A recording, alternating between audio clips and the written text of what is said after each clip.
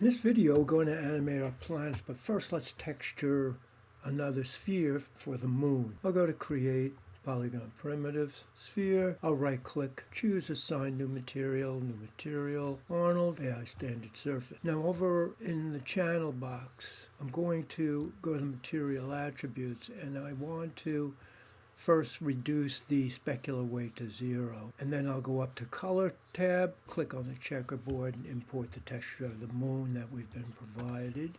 And I'll go back to the Material Attribute. I'm going to scroll down to Geometry, and in Geometry I'm going to go to Bump Mapping, clicking on the checkerboard. The same file will apply it to the bump.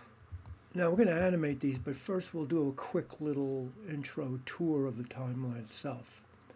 So if you look at the bottom of the app, you're going to see this numerical bar down here, this ruler shape.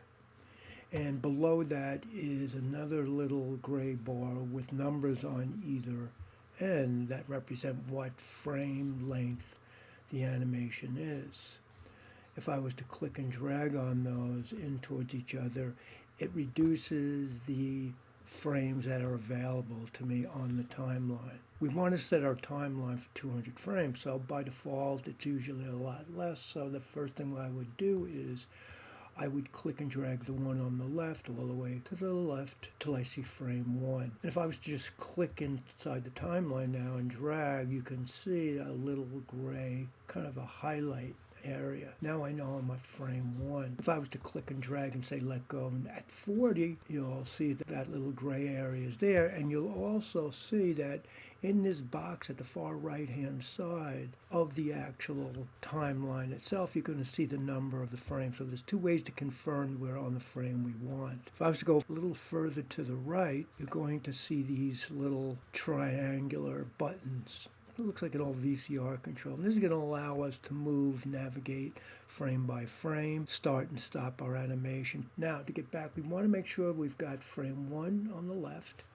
And then at the end of this gray bar, I've put the number 200. Now, when I do that, it might not show all of those frames in the timeline bar itself.